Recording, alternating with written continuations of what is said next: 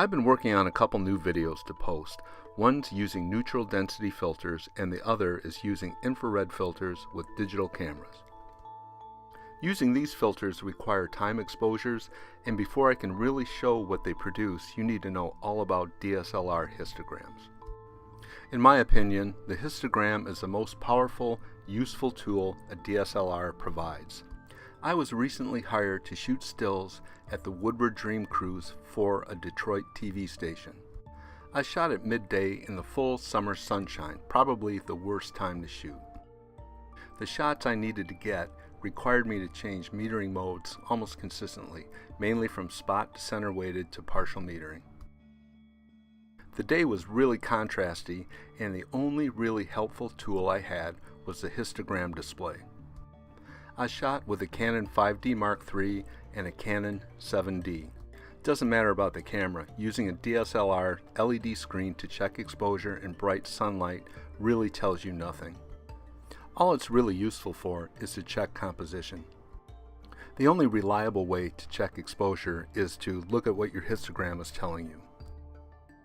This is a crude drawing of a histogram, but it gets the point across. They're actually very simple. Histograms provide exposure information laid out on a horizontal and a vertical axis or scale. The horizontal axis is measured in units of brightness. The vertical axis is measured in pixels. On the horizontal or brightness scale, pure black is on the extreme left, and pure white is on the extreme right. If a lot of pixels show up in the pure black area, then your image is grossly underexposed.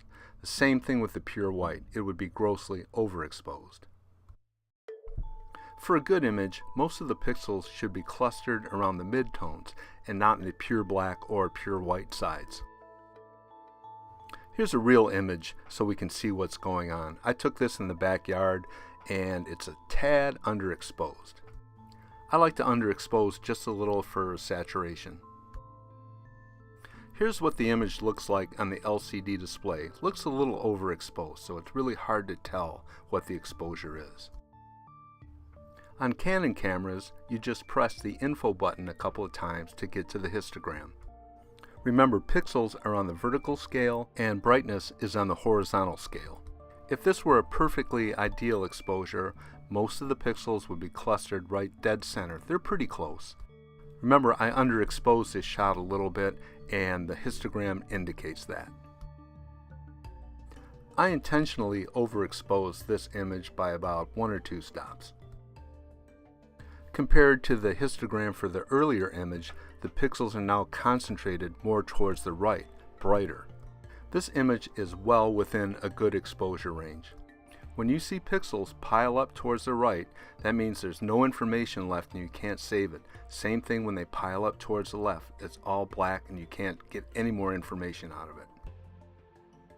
Again, let's compare the two histograms. Here's the first image, slightly underexposed, and the bulk of the pixels have shifted to the left.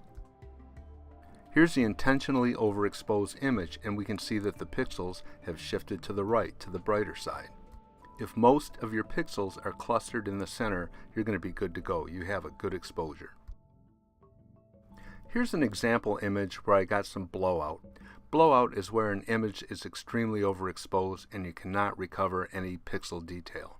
This, of course, is a white car, and I metered more towards the window and the guy's arm. Look at the vertical line of the histogram on the right hand side. It's a lot thicker. That means we have a certain amount of pixels that are blown out and we cannot recover any information from them.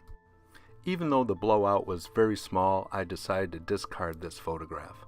So that just taught me a lesson to meter more in the car body than on anybody that's riding in it.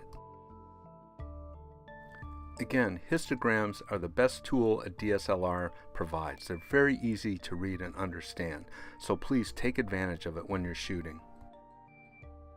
Well, I hope this little video helped, and as always, thanks for watching. This is Jeff. Talk to you soon.